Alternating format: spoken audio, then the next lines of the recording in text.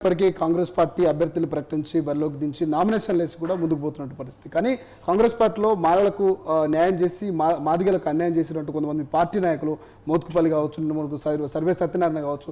So ఇటువంటి వాళ్ళందరినీ ఎట్లా ఐక్యమత్యంగా ఎట్లా చేస్తుంది కాంగ్రెస్ పార్టీలో, ఎట్లా ముందుకు పోతారు మాదిగలంతా? మోత్కుపల్లి నరసింహులు గారు ఆయన టికెట్ రాలేదని బాధతో మాట్లాడుతున్నాడు. సర్వే సత్యనారాయణ అవుట్డేటెడ్ లీడర్ అయిపోయాడు, ఆయన దగ్గర ఎవరు రానియట్లేదని బాధపడుతున్నాడు. మాదిగలకు కాంగ్రెస్ పార్టీ సముచిత స్థానం ఇస్తుంది అనడానికి ఏకైక ఉదాహరణ కాంగ్రెస్ పార్టీ అధికారంలోకి వచ్చిన 100 రోజుల్లో ఆనాడు చేవెళ్లాలో నా అధ్యక్షతన జరిగిన బహిరంగ సభ.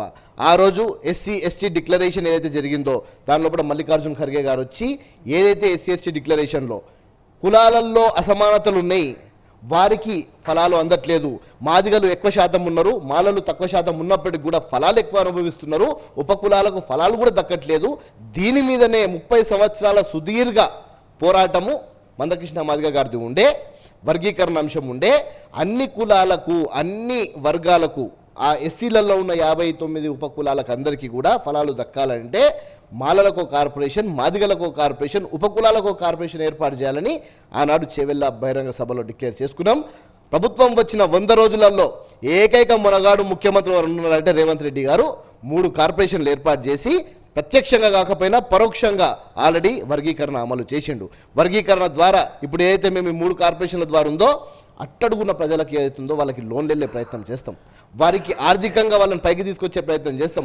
ఏనాడు కూడా ఒక మాదిగ కార్పొరేషన్ ఏర్పడ్డందుకు మోత్కుపల్లి నరసింహులు గారు కానివ్వండి, ఇదే మందకృష్ణ మాదిగ గారు కానివ్వండి, ఒక్కసారి కూడా హర్షం వ్యక్తం చేసిన పని లేదు.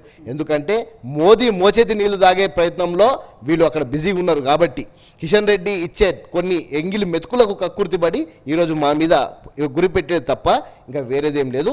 ఇవన్నీ తిప్పికొడతాం. మాదిగలకు అత్యున్నత స్థానం ఇస్తుంది కాంగ్రెస్ పార్టీ, అందులో ఎటువంటి అనుమానం లేదు. ఓ యువకుడైన సంపత్ కుమార్ గారిని ఏఐసిసి సెక్రటరీ చేసి మహారాష్ట్ర లాంటి రాష్ట్రానికి ఈరోజు ఇన్ఛార్జ్గా నియమించినారు. నాలంటే ఒక యువకుడిని, అది చిన్న వయసులో ఉన్న ఒక యువకుడిని ఎస్సీసీఎల్ అధ్యక్షుడిని చేసినారు, ఈరోజు కార్పొరేషన్ చైర్మన్ చేసినారు. తప్పకుండా ఇంకా భవిష్యత్తులో ఇంకా కార్పొరేషన్స్ క్యాబినెట్ స్థాయిలో ఉన్నాయి, వస్తాయి. తప్పకుండా ఒక అద్భుతమైన ఒక నాయకుడిని కూడా మంత్రివర్గంలో తీసుకునే అవకాశాలు కూడా ఉంటాయి. మోత్కుపల్లి ప్రధానంగా టికెట్ నాకు ఆశలు లేవు, ఎన్నో పదవులు అనుభవించిన 30 ఏళ్ళ సుదీర్ఘ రాజకీయ అనుభవం ఉన్నది, కేవలం నా జాతి మనుగడ కోసం, నా జాతి న్యాయం కోసం పోరాడుతున్నా అంటున్నాడు. దీన్ని ఏకీభవిస్తారా? ఇక టికెట్ అడిగిండు, ఎక్కడ అప్లై చేసుకున్నా మాకు తెలుసు, మాకు వరంగల్ అని ఇవ్వండి లేకపోతే నాగర్ కర్నూలు అని ఇవ్వండి అని చెప్పి ఇదే గాంధీ భవన్ మా పైన ఆఫీస్లో ఆయన ఇచ్చిన అప్లికేషన్స్ ఉన్నాయి. అది ఎవరు కూడా కాదని చెప్పరు. టికెట్ ఎప్పుడైతే ఆయనకి రాలేదో, టికెట్ రానప్పుడు ఆయన కాంగ్రెస్ పార్టీకి వ్యతిరేకంగా తయారయ్యాడు. వాస్తవానికి కూడా ఆయన జాయినింగ్ కూడా ఒక జాయినింగ్ కాదు, కనీసం కాంగ్రెస్ పార్టీలో ప్రాథమిక సభ్యత్వం లేని వ్యక్తి మోత్కుపల్లి నరసింహులు గారు. తను ఏఐసిసిలో క్యూలో నిల్చొని దొంగదారిన అడ్డదారిన కప్పుకున్నాడు కండువా. నిజంగా కూడా కాంగ్రెస్ పార్టీకి కట్టుబడి ఉంటే, కాంగ్రెస్ పార్టీ నాయకత్వానికి కట్టుబడి ఉంటే ఈ విధంగా మాట్లాడరు. కాంగ్రెస్ పార్టీలో అంతర్గత ప్రజాస్వామ్యం ఉంటుంది, కానీ మరీ ఇంత ప్రజాస్వామ్యాన్ని యూజ్ చేసుకొని మాట్లాడితే మాత్రం ఊకునే ప్రసక్తి లేదు. కానీ ఎందుకు మీ అధిష్టానం ఇంతవరకు స్పందించలేదు? ఆయన దీక్ష చేసారు, హాస్పిటల్కి వెళ్ళారు, సో ఇవన్నీ కార్యక్రమాలు చేస్తున్నా కూడా, మరి పార్టీకి నష్టం చేకూరేటువంటి ప్రయత్నాలు చేసినా కూడా ఎందుకు మీ పార్టీ నేతలు స్పందించలేరు? ప్రజలు రిజెక్ట్ చేసిన నాయకులతో ఏం స్పందిస్తాము? ఆయనని ప్రజలు ఆల్రెడీ రిజెక్ట్ చేసినారు. తుంగదుర్తిలో పోటీ చేసి అక్కడ నుంచి పారిపోయి ఇంకో దగ్గర కురికిండు. ఆలేరు నుంచి తుంగదుర్తికి వచ్చిండు, అక్కడ నుంచి మదిరాకు పోయిండు, అక్కడ నుంచి ఇంకో దగ్గరికి పోయిండు. ఎక్కడ పోయినా ప్రజలు రిజెక్ట్ చేసినారు.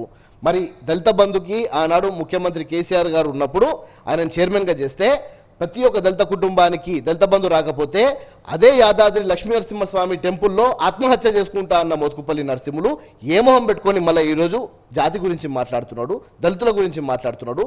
తనకు తాను తన వయసుని దృష్టిలో పెట్టుకొని సిగ్గు తెచ్చుకొని దయచేసి గౌరవంగా తను బతుకుతే వారికి కూడా మేము గౌరవం ఇస్తాం.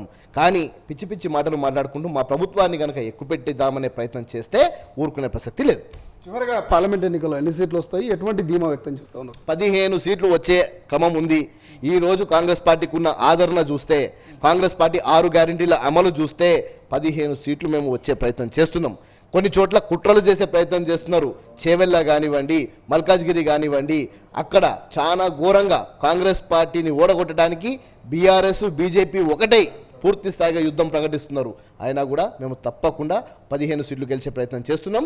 గెలిచి రాహుల్ గాంధీ గారిని ప్రధానమంత్రిని చేయడానికి బహుమతిగా పంపిస్తాం. మీరేమో ఓడిపోవడానికి కుట్రలు చేస్తున్నట్టు, అటు బీఆర్ఎస్ నాయకులేమో ఆల్రెడీ ఓడిపోయే సీట్లను, ఓడిపోయే అభ్యర్థుల్ని అక్కడ బీజేపీ గెలుపు కోసం అభ్యర్థులు పెట్టారని వాళ్ళు కామెంట్ చేస్తున్నారు. ఏది వాస్తవం? బీఆర్ఎస్ అనేది నేను గతంలో కూడా చెప్పిన, అస్సాం గణ పరిషత్ అనో పార్టీ ఉండే వీళ్ళ లెక్కనే ఎగిసి పడ్డది. ఈరోజు అస్సాం గణ పరిషత్ ఎక్కడ లేకుండా పోయింది. సేమ్ అదే విధంగా బీఆర్ఎస్ పార్టీ అనేది కనుమరుగైపోతుంది. ఇంకా కనీసం ఇంకో రాబోయే 2-3 సంవత్సరాల లోపల ఆ పార్టీ పేరు కూడా ప్రజలు మర్చిపోతారు. వారు చేసే కామెంట్స్ మీద, వాళ్ళు చేసే డైలాగ్స్ మీద మేము ఇక్కడ రిటర్న్ నుంచి కామెంట్స్ ఇచ్చేంత సమయం లేదు, వాళ్ళని పట్టించుకునే పనే లేదు. కేసీఆర్ గారు చేసినంత అరాచకాలు, ఆనాడు మా దళితులకు ఇచ్చిన భూములను రైతు వేదికల పేరు మీద, డంపింగ్ యార్డ్ల పేరు మీద, ప్రకృతి వనాల పేరు మీద అడ్డగోలిగా గుంజుకొని మమ్మల్ని మా కడుపు కోతని, మా కడుపులో ఉన్న తిండిని కూడా గుంజుకునే నాయకులు వీళ్ళు.